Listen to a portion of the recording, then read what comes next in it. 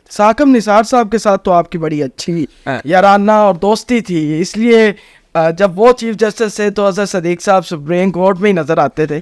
کیا ان کے دور میں فیصلے ٹھیک تھے؟ اچھا دیکھیے میں اس دور میں بھی پولیٹیکل وکٹمائزیشن ہوئی ہے, اب بھی ہو رہی ہے. دیکھیں بہت زمین آسمان کا فرق ہے. جسٹس ثاقب نثار ایک فرشتہ صفت انسان ہے. وہ بنیادی حقوق میں 1,10,000 کیس, ایک پارٹی نہیں مانتی ان کو, وہ نہ مانے, ان کے ماننے سے نہیں ہوتا. میں مفاد عامہ کا کیس کرتا ہوں, مجھے پتہ ہے کہ پبلک انٹرسٹ کے لیے کتنے کام کی اور کیا حالات بنائے انہوں نے.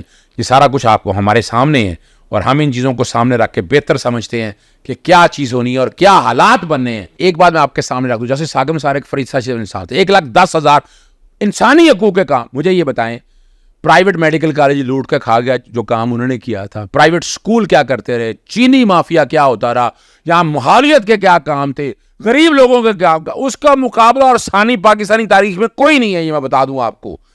پولیٹیکل وکٹمائزیشن کون سے ایسے بینچ کے اندر وہ موجود تھے.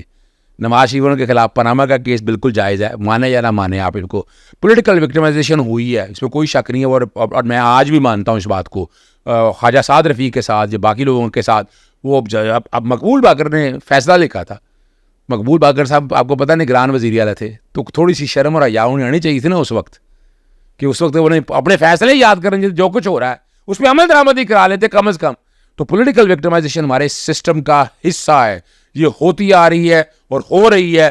اس کو روکنا سیاسی جماعتوں نے ہے. سیاسی جماعتیں جب تک ایک پلیٹ فارم پہ نہیں آتی تو تب تک یہ رک نہیں سکتی ہے. اسے روکنے کے لیے سیاسی جماعتوں کو اکٹھا ہونا, اگر اکٹھے ہوں گے تو یہ رکے گی, ورنہ یہ رونا پیٹنا رہے گا, کبھی ایک کا کبھی دوسرے کا. میں کسی ایک بات اس میں سیاسی جماعتوں کے میرا مشورہ یہی ہے کہ اس کو روک دیں خدا را. اگر اب 2.5 سالوں میں, یہ 3 سالوں کے اندر کرپشن کے پہاڑ ٹوٹ گئے ہیں. آپ حال دیکھیں, کوئی یہ کیس بتا دیں. باتیں بڑی کرتے تھے نا, کیس فائل کیا, اسمگلنگ روک لی, عام بندوں کے ساتھ زیادتیاں روک گئے, نہیں روک سکے آپ, تباہ برباد کر دیا آپ نے. یہ 2.5-3 سالوں میں نواز شریف کو اصولی طور پر قوم سے معافی مانگنی چاہیے کہ اس نے پی ڈی ایم کی حکومت کے ساتھ مل کے کیا تباہی کی ہے. جو ایک دوسرے کے ساتھ نعرے لاتے تھے, سارے اکٹھے ہو گئے, سارے اکٹھے ہو گئے. آخری سوال ہے میرا, عمران خان صاحب کس مہینے میں آپ کو لگتا ہے کہ باہر آتے نظر آ رہے ہیں؟ مہینہ بتا دیں. اچھا چلے, خبر آ گئی ہے جی, اپیلیں منظور ہو گئی ہیں اور اپنا یہ آپ کے سامنے یہ چل رہا ہے.